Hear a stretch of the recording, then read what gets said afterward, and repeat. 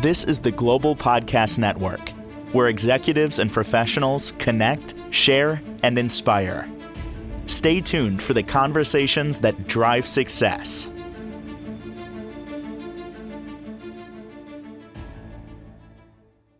Welcome back, everyone. When I say these words, for many, you're going to feel it. It's going to resonate, or you know somebody challenged by it, and therein lies the challenge, what to do about it. Chronic back pain, chronic neck pain. You think about it for a second. You probably know somebody that has those issues, or it's yourself, or complains about those issues. There is something that can help you get relief. Alexander technique, it's what it's called. Maybe new to you. It's been around for 150 years. And we're going to talk with somebody once again that is very proficient in it, practices it as a neuromuscular and rehab specialist. And so great to have him back with us. Travis Chastain is once again on the program. How is everything in your world today? Steve, I'm doing great. It's great to see you again, my friend. I like that shirt. It's a very, very good shirt. Thank you. And like yours, like a burst of color of positive vibe, which is you, which is what you, but it wasn't that way before you found this technique. You were going through some pretty substantial challenges, a lot of this fueled by a major car accident, right? Yes, sir. Yeah, absolutely. How long did you suffer with pain? Oh my goodness. Wow. I was at least a couple years, at least a couple years of pretty intense pain. And I had always been, even before the car wreck, probably a decade of uncomfortableness within my own body. Right. And yeah, so the car wreck, it was pretty much all day, every day for about 2 years. Wow. Yeah. Wow. So were you, and you shared with us that you're also a classical guitarist. Yes, sir. Did you have some pain, some ongoing physical issues even before the car accident? I had not anything that was necessarily documented, right? But for sure, I mean, I'd go practice the guitar for 3 to 5 hours, popping plenty of pain pills from time to time just to get through my day. No doubt. Wow. Popping plenty of pain pills, feeling uncomfortableness and kind of like a radiating pain in my elbow, from time to time. And that just kept getting worse and worse when I went from undergraduate to graduate studies, So did I go to the doctor for those things? No. But did I feel those things pretty much every day when I would go practice? And yeah, that's the reason I was on the 2 to 4 to 6 aspirin per day or painkillers per day, right? Wow. Then the car accident. Then I got to imagine there was some kind of physical therapy along the way. Yes, sir. Yeah. Yeah. I took some physical therapy sessions and they were very well intentioned. They gave me some relief in the moment, but I couldn't do the exercises. Right. The reason I couldn't do the exercises, they were just so painful. There was kind of like there was a barrier there that I couldn't describe. Right? There was a barrier to it. It made it worse, not better. So I'm going to imagine you went to somebody to do the technique to get the relief. And then after you realize, man, this is amazing, I want other people to experience this relief. Then you learn the technique, right? Yeah. Yeah. After that, I started to study the technique seriously and go to being able to teach the technique. Absolutely. Yeah. So I'd been practicing the Alexander technique as a casual student, let's say, for over a year. Got all these wonderful benefits, got my life back, got this freedom in my back, got this freedom on my arm again, and was able to play the guitar again. Like, oh, I have to teach this. I have to teach this professionally. I mean, I always joke, God, he never gave me any success as a classical guitarist until I started teaching the Alexander technique through the classical guitar. It was really funny. Well, okay, wait. Let me make sure I got that right. So you started teaching the Alexander technique to classical guitarists? Yeah, not not as a Alexander Technique teacher, but as we've talked about in the past, the Alexander Technique outlines a set of thinking principles, a process of being, let's say, that you can use in response to the guitar to get the best out of yourself when you're playing the guitar. You could use this same simple process to get the best out of yourself when you're playing tennis. It really doesn't matter what the activity is, right? Because essentially what the technique is doing is it's helping us think in a particular way that maximizes the performance and the coordination of the body, right? Makes it better, makes it easier to perform, right? And so, yeah, I was teaching these principles to my guitar students. Because I kept getting guitar students who were having similar troubles that I was, right? This kind of chronic tension. Oh man, I've tried to play and I've tried to play and I keep failing, and so they keep coming. I kept getting students like that, right? And well, here, let's work this principle out. Let's work this thinking process out. Well, we're going to play this phrase of music, but before we do, let's just stop a little bit. Let's consider yourself for a moment. All right? Let's consider what kind of tensions are you bringing into your neck right now. Let's just notice how you're being on the instrument for a while. Let's just work with that. Let's just work with how we're going to think when we play this piece of music, right? Let's consider something other than just getting the sound, other than just getting this phrase of music correct. How can you let the music flow through you? How can you let yourself be as easy as possible as you're playing this? What does that look like, right?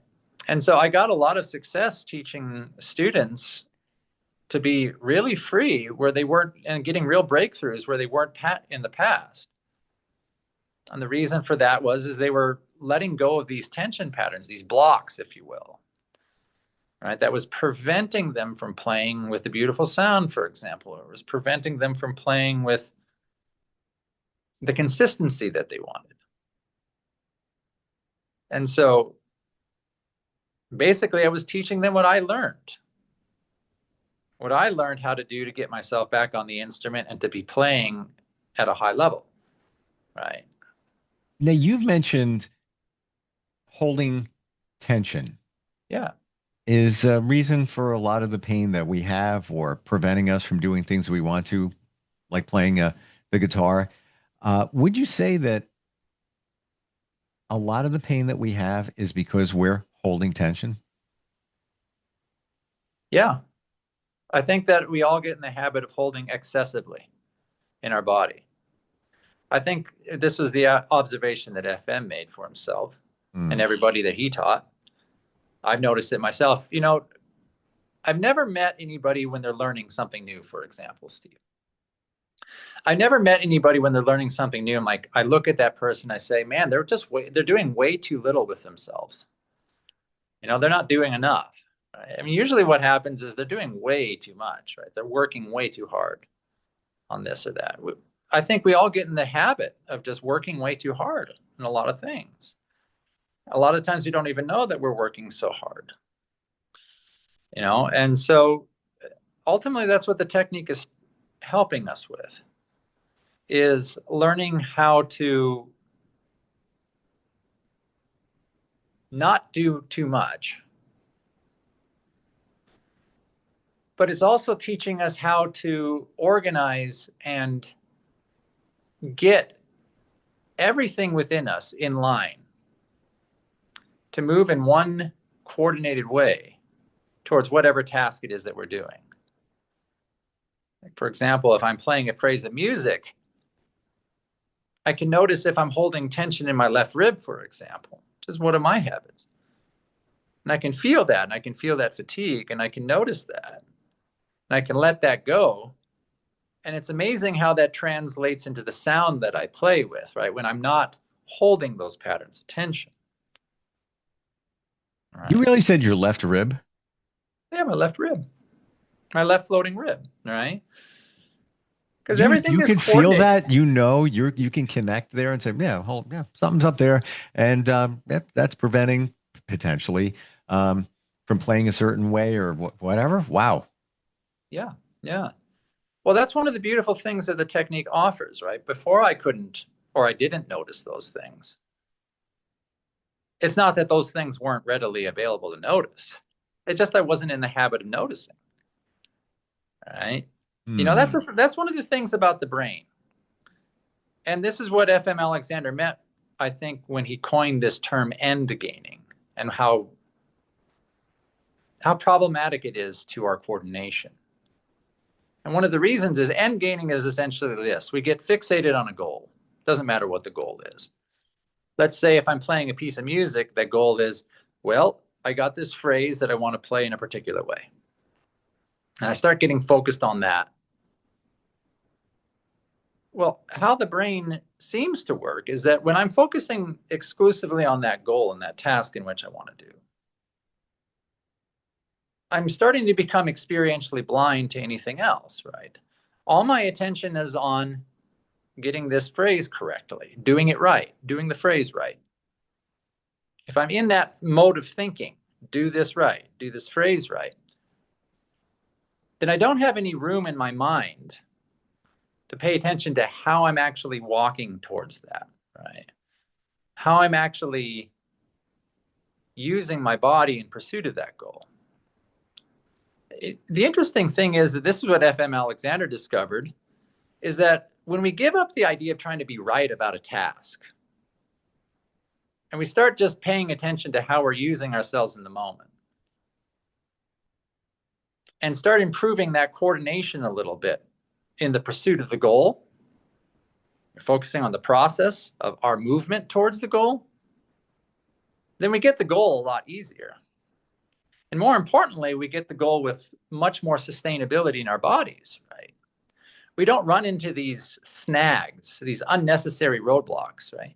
How often do we feel when we're pursuing something, we get stuck, right? We get stuck. Oh man, I'm just hitting a snag that I can't explain. A lot of the times when we hit those snags, it's because we just haven't paid attention to ourselves in the process of moving towards something, right? And we've gotten ourselves into maybe a specific habit of tension on top of a general layer of coordination tension that we haven't considered, right? And then, oh man, this learning thing is so difficult suddenly. Wow. It's, I'm seeing this in a different light where you're present so much more with this technique, whereby use playing the guitar. You're focusing on what it's going to sound like. Can you get through this section? All of that, instead of focusing on the big picture, Right. how you're feeling, how you're doing it. If you're feeling a little of this, a little of that, it's almost as if you're blocking that out. I got to get this played. I got to get this right. I got to nail this. You're not realizing what your body is really trying to tell you. I guess it's talking to you, but we're blocking it because we have a goal, but we forget that all that other information is part of the goal. Yeah, exactly. Yeah. And FM said it really well, the creator of the technique. He had a wonderful saying to his students. It's not so much important that in this moment or that moment that you get what you want, you get your goal. It's more important to consider how you're using yourself in the attempt. Right? How are you using yourself in this attempt? Let's notice that. Let's not care at all about getting it right. A lot of the times getting it right is attached to our psychophysical habits of tension anyway. Yep. Right? Let's focus more on how can we be a little bit easier in this moment on this thing. Like, how am I thinking right now that's either helping my use, my coordination, or hindering my use and my coordination? Let's work with that, because that's what we have control over, right? This external goal that I've placed out in front of me, it's external to myself, right? When I'm playing a piece of music, I have this hope, I have this desire that this external thing will happen just the way that I want it, but I don't have a direct control over that. That's just a fact. That's a physical reality. But what I do have control over is how I'm going to think in response to the stimuli of play. I do have control over, if I get it right, great. How did I use myself in the attempt? If I didn't get it right, great. How did I use myself in the attempt? Right? So, in either case, that's something I have control over, Steve. I can make a fun game of noticing, oh, that kind of hurt when I played the guitar. No problem. I must have tightened my neck in the attempt. I must have done something. I must have brought something excessive that I didn't need into it. Let's work with that because I can control that, Steve. I have an indirect control over that. I have no control whatsoever on how this phrase is going to go. Yes, I can practice it 1,000 times, but when it comes to the end point of playing it in front of people, I'm still dancing with the Lady of Chaos. But what I can do is I can notice my reactions in the moment. I can learn to let go of them. If they don't go perfectly right, I can learn to let go of that in the moment. I can learn to stay easy in my body in the process of it not going the way I planned it to go. Right? And I can use myself well in that real life scenario, that practical thing. Right? Music is much like life. We plan, we prepare, we do our best to prepare well. Right? Hopefully, we're preparing in a way where we're being very free with our bodies while we're doing it. But ultimately, some things will go wrong that you didn't expect were going to go wrong. So the question is, how can we deal with that in a constructive way? How can we deal with that in a way that's going to help us? The pressure of making it as best you can not go wrong is fueling the tension that was already existing. And they say it's not about the destination, it's about the journey. Doesn't mean if we use guitar playing that you're going to play any less good. You're going to enjoy the entire experience, it seems like, with the technique, where if you're having discomfort, why would you want to have discomfort when you're playing? So when you identify it, you can take care of it and make the whole experience just a wonderful one. Chronic back pain. Tell us about that, how this can best support. Well, it's so exciting because we've had some really great studies come out on the Alexander technique, some really good hard science, randomized controlled trial on the Alexander technique on 24 lessons. And this is really something exciting. What it found when it came to lower back pain is that having 24 lessons in the Alexander technique reduced the number of days in pain by 86%. And reduced disability by 46%. And that was 1 year after the intervention was finished. Here's something that's even more exciting. The results were better 1 year post-intervention than they were 3 months post-intervention. And so what that means is that people were getting progressively better even after they had stopped their 24 sessions, right? And the reason for that is obvious if you've had the Alexander technique in your life. The reason for that is that the Alexander technique teaches you a set of principles that you can practice for yourself, that you can take for you. Hopefully, ideally, you're taking it for you for life, into your life. Right? You can practice it when you're going for a walk. You can practice it when you're lying down. There's no limitations to the activity in which you can practice the Alexander technique. And beyond that, what the study found is that because it's readily available, because it's simple, people practice it quite a lot. Were you telling me in previous times we've gotten together that you could be standing online picking up a coffee somewhere and practice the technique? Yeah. Yeah. Wow. I mean, there's just no condition to practice the technique. The only condition is that you give yourself permission to just pause and be available. Now, when you're going to practice the technique, let's say you're standing online waiting for a coffee or whatever it might be, are you practicing the technique because you're feeling tension or discomfort, or you're doing it more as a preemptive kind of situation? I'm doing it for that, but beyond that, I mean, if I'm being honest, I haven't had any necessity from a pain perspective for 7, 8 years. I practice it because I enjoy feeling good in my body, Steve. And every time I think about the technique and apply the technique, there is a little improvement in my freedom and my coordination. right? And there's a little bit more resiliency under places of stress because I'm just more open and available and more powerful in my body, right? You So feel that it those helps you stressful even moments. connect you? Does it connect you with your body? Do you feel that it's maybe the Yeah. glue that holds you? Oh yeah. I mean, that's one of the points of the technique is to help really connect you, right? To help really make you fine-tuned and aware of what's going on in your body. You can't fix what you're not present to. Right? So, if you're misusing yourself in a way, but you don't recognize that you're misusing yourself, then there's a missed opportunity there, right? There's a missed opportunity to improve. There's a missed opportunity to grow. And the technique does sharpen your senses. It opens you up to be more finely tuned to those tension patterns. Why? Because you've released all those tension patterns, right? You spent years releasing undue strain. You've spent years improving your postural tone. We have some great studies on what it does to postural tone. It's amazing. But because of that, if I start slipping, if I start getting back into my old ways, Steve, I feel it immediately. I feel the tension. I notice the tension, but it doesn't bother me because I know that I have a process to let go of it very quickly. Okay, it's no problem. Tension comes. Frankly, tension is easy to let go of when you know how. It's not hard. It's just a matter of thinking it rather than trying to feel it out.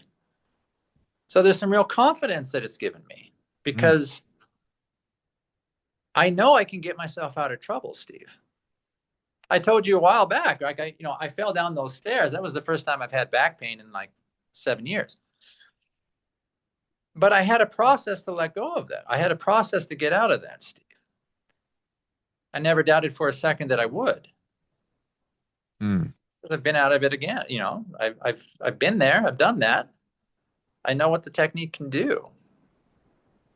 And Travis, would you say that this can help people that are challenged from stress and anxiety? Give an example. Let's Oh say yeah. somebody uneasy about flying on a plane. They just, they wait for the last person to get on. They have a little apprehension. They're just, they're thinking about the flight for whatever reason. There's so many different ones. Yeah. Can this help relieve them? It's not going to make things go away, but I got to believe you have stress or you have anxiety. Part of that is the physical, what you're feeling in your body, aside from what in your mind, and that those feelings probably make it even worse as you tense up, you feel in your stomach and everything. So would this be impactful for somebody even like that? It's a great question, Steve. Yeah. I think I'll answer it by reading you a quote from a Nobel laureate on his acceptance speech, what he said about the Alexander technique, because it goes right into what you're saying here.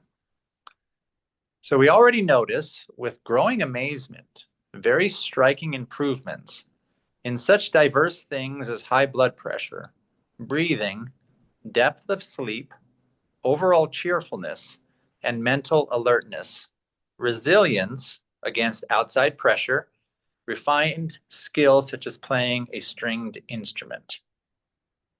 This is Professor Nicholas Tinbergen.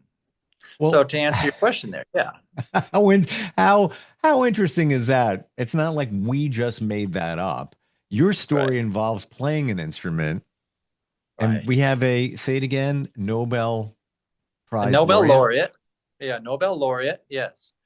I Wow, think it's in physiology and medicine. And this is what he said about the Alexander technique and what amazing. he was. Yeah. So imagine So it this. can help in so many ways. Why pop a pill? Yes, there's a place for that. There's a place for medications and such. Um, but maybe you don't have to. Maybe you don't have to. Exactly. Wow. And again, this has been around for 150 years. Travis, best way to contact you is even if somebody has some questions about whether this would work for them or could support them with what they're going on, how do they find you? Yes. You can find me at my website, www.bodymindbalance.co. I also have my phone line connection there on my website. So give me a call or write me. Happy to answer any questions you have. I find it interesting that a lot of what you're talking about, I've talked about in other podcasts with different modalities. And there's a bunch of different things out there, part of the principle of living in the moment, living in the present. And this is all encompassed in this technique and offering relief to people like yourself. Wow. As always, appreciate you being here. Thank you for all the insight. Thank you, Steve. Appreciate you. We'll be right back. This is the Global Podcast Network, where executives and professionals connect, share, and inspire. Stay tuned for the conversations that drive success.